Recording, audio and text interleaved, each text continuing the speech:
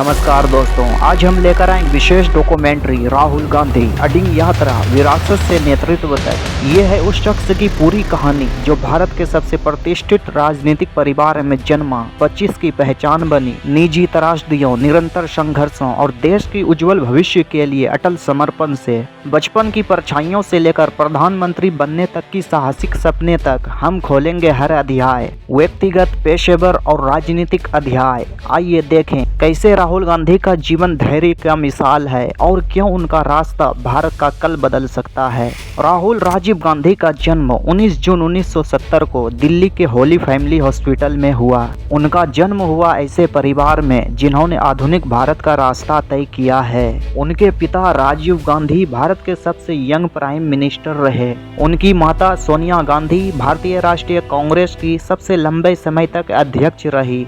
उनकी दादी इंदिरा गांधी भारत की लौह महिला कही जाती हैं और यह आज़ाद भारत की पहली महिला प्रधानमंत्री रही है, जिनकी 1984 में हत्या हो गई। उनके परदादा पंडित जवाहरलाल नेहरू स्वतंत्र भारत के निर्माता थे और पैतृक दादा फिरोज गांधी पारसी मूल के स्वतंत्रता सेनानी और सांसद थे। राहुल के लिए यह विरासत केवल विशेषाधिकार नहीं थी, देश की अपेक्षाओं और खतरों का बोझ भी था। बहुत कम उम्र से ही राहुल गांधी की जिंदगी खतरों से घिरी रही। उन्होंने दिल्ली की सेंट कोलंबस स्कूल से पढ़ाई शुरू की, फिर 1981 से 1983 तक देहरादून में भी पढ़े, लेकिन सिर्फ 14 वर्ष की उम्र में एक बड़ी त्रासदी आई। 31 अक्टूबर 1984 को उनकी दादी इंदिरा गांधी की हत्या कर दी गई। फिर देश में भड़की हिंसा के बीच परिवार को छिपना पड़ा, जिसके बाद राहुल गांधी और उनकी बहन प्रियंका गांधी को होम स्कूलिंग में डाल दिया गया। दुख और गहरा हुआ 1991 में जब राहुल गांधी 20 साल के थे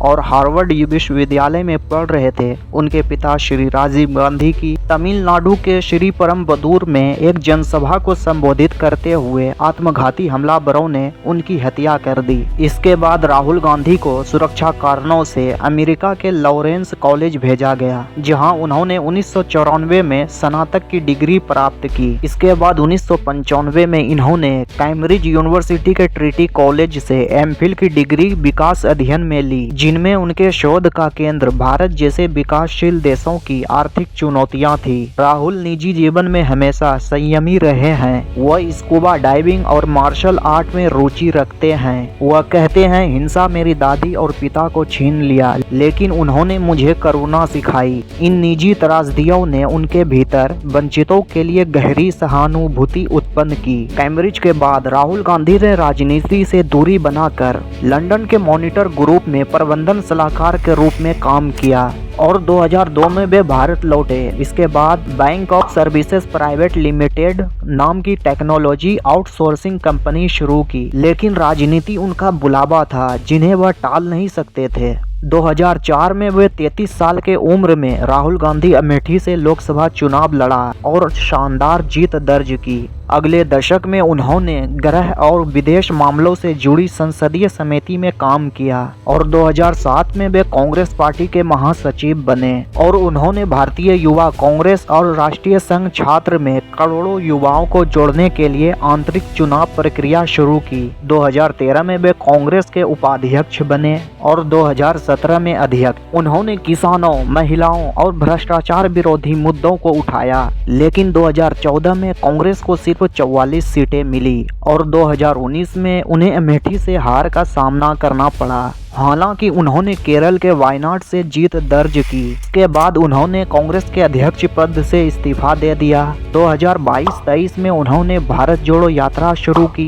कन्याकुमारी से कश्मीर तक 4000 किलोमीटर का पैदल सफर बेरोजगारी, असमानता और सांप्रदायिक सौहार्द पर जनता से जुड़ने के लिए। इस कठिन यात्रा ने उनकी छवि को एक वंचित नेता से जनता की नेता में बदलने में मदद की और 2024 में कांग्रेस ने इंडिया गठबंधन के साथ 99 सीटें जीती। साथ ही राहुल ने वायनाड और रायबरेली दोनों से चुनाव जीता और राहुल ने रायबरेली को चुना। 9 जून 2024 को वे नेता प्रतिपक्ष एलओपी बने और 2025 में वे वोट चोरी जैसे मुद्दों और चुनावी पारदर्शिता की मांग को लेकर सरकार को लगातार चुनौती दे रहे हैं। आने वाले समय में राहुल गांधी के प्रधानमंत्री बनने की संभावनाओं को लेकर चर्चा जारी है। उनका सपना है एक उदार भारत, मजबूत संस्थाएं, आर्थिक समानता और एकता। चाहे वे प्रधानमंत्री बने या न बने, उनका सफर एक प्रेरणा है। साथ ही दोस्तों, आप क्या सोचते हैं इनके बारे में कमेंट बॉक्स में जरूर बताएं। ऐसी और वीडियो पाने के लिए वीडियो को लाइक करें और चैनल को सब्सक्राइब कर दें।